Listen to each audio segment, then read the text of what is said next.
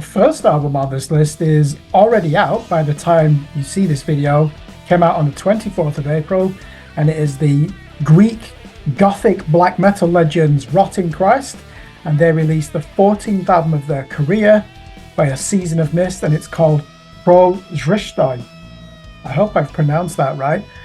Apparently these supported My Dying Bride in 2001 on the Dreadful Hours tour. I was there for the London show and I just don't remember them. But this is a band that I highly rated. One of my close friends, he is adamant that these are one of the finest metal bands of the last 30 years, and I've never got around to listening to them.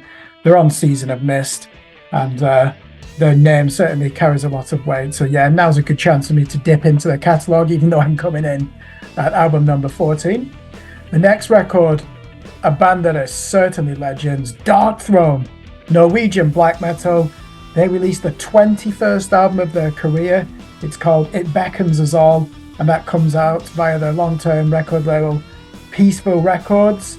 I enjoyed 2022's Astral Fortress LP. It actually was the album of the week for our sister channel, Scream Blast Repeat. I used to think that these were just an atavistic black metal band stuck in that golden period of 1993.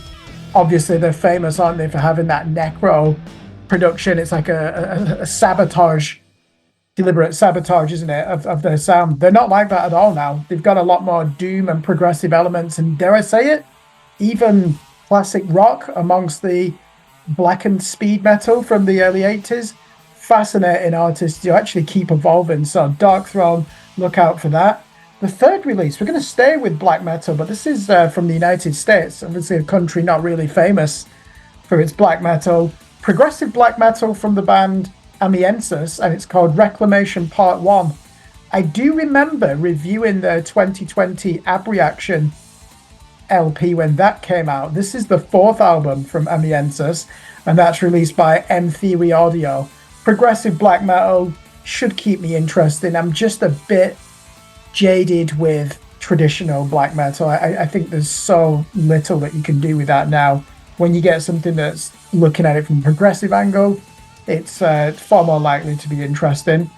The fourth choice, strange name for a band, we're moving over to France for the post-metal genre, and the artist is called The Lumberjack Feedback, and the album is called The Stronghold, and that's released by the boutique record label Argonauta Records. This is the third album from this French post-metal band. I always listen to at least one post-metal album per week. There are so many artists in this genre now.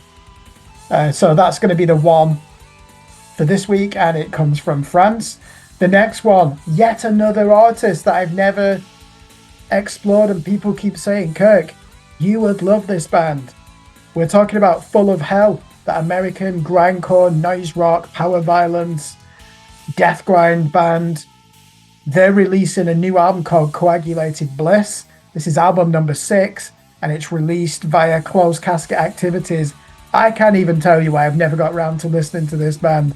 They do have all the ingredients that would normally get my interest. I know that they're loved by the Brooklyn vegan crowd just as much as by Loudwire and even some of the more obscure publications.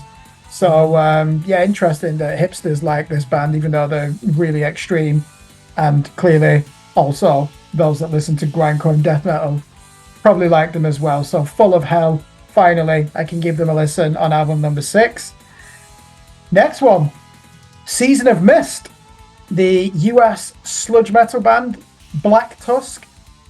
Album number 6 for these as well, the first since 2018, and it's called The Way Forward. Never heard them. I know the name, sludge metal from the USA. As with post metal, I'll normally listen to at least one sludge album per week, and it's released via that great record label Season of Mist, so that's why it's my pick for this week.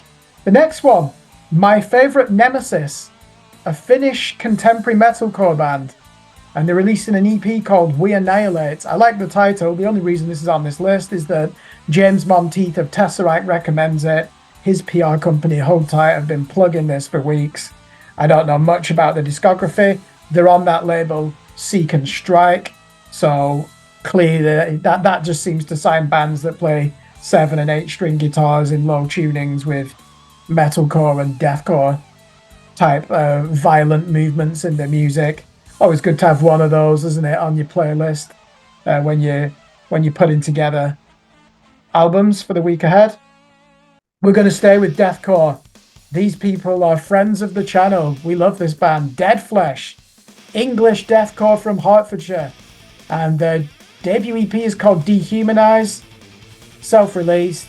That actually comes out on the 28th of April, not the Friday the 26th of April 2024, the 28th of April 2024. They're releasing it on that date to coincide with their performance at the Hertfordshire Metal to the Masses competition.